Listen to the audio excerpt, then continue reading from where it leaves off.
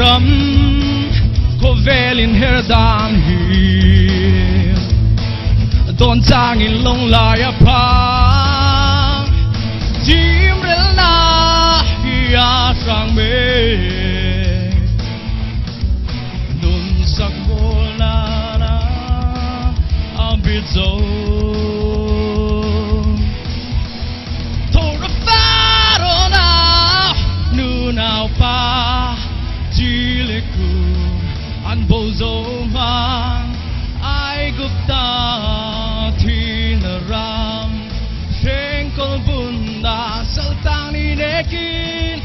Kunurun zalenan lotin Tunzai relative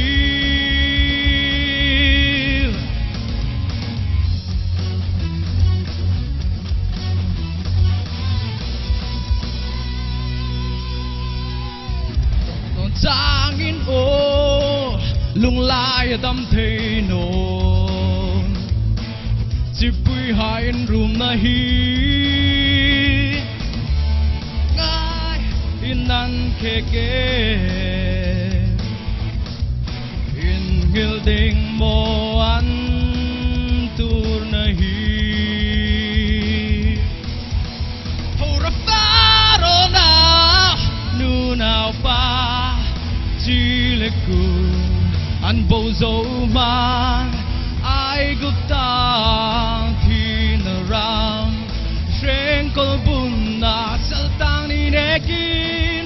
Kunurun zalenan lotin Tunzai relative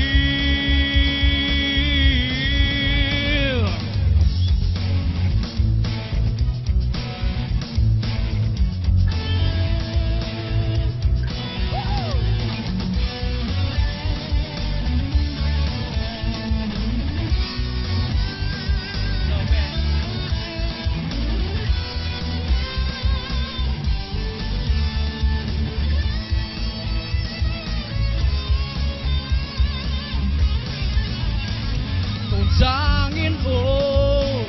lung lai đam thei no chỉ bùi hai in room na hi trắng bùi ngai in nan kê kê in ngil ding mo